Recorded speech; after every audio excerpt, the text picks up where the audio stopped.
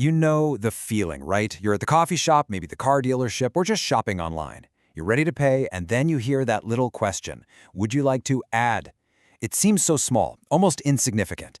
But it turns out that simple suggestion is just the very tip of a massive strategic iceberg. So let's pull back the curtain and see how these little offers, especially the upgrade, are the secret engine building some of the world's biggest business empires. So here's what we're going to cover. First, we'll get into the art of the add-on itself. Then we'll see why it's about way more than just a quick buck. We'll really zero in on the power of the upgrade, look at the clever ways they make the suggestion, and finally, we'll see how it all leads to you, the customer, becoming one of a company's most valuable assets. All right, so first things first, let's get our terms straight. Businesses have a whole playbook for this stuff, so let's break down the key ideas to understand exactly how these strategies work. Yeah, you've definitely heard this one before. This question is pretty much the perfect, everyday example of this whole strategy in action. I mean, it's small, it's cheap, and it feels like a totally natural part of buying your coffee. But believe me, it's part of a very deliberate plan that, funnily enough, got its start in the restaurant world. So, at its heart, what we're talking about is called add-on selling. It's really simple. It's just when a business offers you something extra that, well, complements what you're already buying. Think getting offered shoe polish with new boots, or that extended warranty with a new TV. The key word here is that it enhances what you've already decided to get. Okay, now this slide is super important because people mix these terms up constantly. An add-on complements your purchase. A cross-sell suggests a related but separate product. But upselling, that's the one to really watch. That's about convincing you to buy a more expensive, upgraded version of the very thing you walked in to buy. And as you're about to see, that's the real game changer.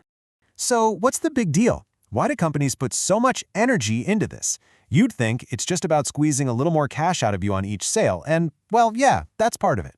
But the real goal, the big prize, is something much, much bigger. It's actually about building a relationship. Of course, increasing revenue is the obvious one, but look at all this other stuff. When that suggestion is actually helpful, it can make you feel better about the company, more satisfied with what you bought, and that right there is the crucial point. It stops being about one sale and starts being about building loyalty for the long haul. And this right here, this is the end game. It's like a chain reaction. A good experience makes you stick around. Sticking around builds loyalty, and that loyalty actually turns you, the customer, into a measurable financial asset for the company. They call it customer equity. It's basically their calculation of your total value to them over a lifetime.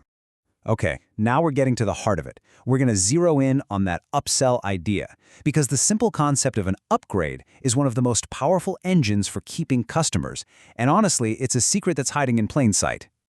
This is why upselling is such a huge deal for customer retention. Look, once they have you as a customer, the goal changes. It's not about getting you in the door anymore, it's about keeping you in the house.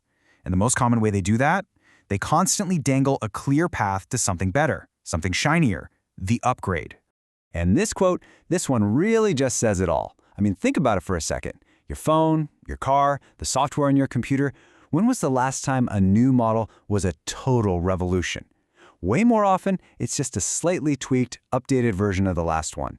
And that's not laziness. It's an absolutely brilliant strategy to keep you engaged and wanting the next best thing. So that constant cycle, the new phone every year, the new car model, that's the upselling machine humming along. It's designed to give you a little bit of FOMO, that fear of missing out if you don't have the latest and greatest. And it's what flips the switch, turning you from a one-time buyer into a loyal, repeat customer. Okay, but how do they make these offers without sounding like a pushy salesperson? Well, there's a real art and a bit of science to it. And the research points to a few key psychological tricks that are just incredibly effective. First off, they're subtle. They don't give you the hard sell. They might just share a quick personal story about how the add-on adds value. Second, they just kind of assume the sale. They act as if the add-on is a totally normal part of the process. And third, of course, they know we all love a deal. Frame something as a discount or a bundle, and bam, suddenly it seems way more appealing. All right, let's zoom all the way out. We've gone from a 75-cent espresso shot to the psychology of a sales pitch. Now let's connect the dots and look at the huge strategic payoff, the reason why all this matters so much to a company's bottom line. Seriously, if you remember one number from this entire explainer, make it this one. It costs a company 5 to 6 times more money to get a brand new customer than it does to just keep an existing one happy. Let that sink in for a second. Keeping you around isn't just a nice thing to do, it is dramatically more profitable than having to find somebody new. And this all feeds right back into that big idea of customer equity. It's the total financial value of all of a company's customers added up over their entire lifetime. So every single add-on, every cross-sell, and especially every single upgrade is designed to increase your personal value on their spreadsheets, turning the whole customer base into one giant, predictable financial asset. So I'll just leave you with this thought.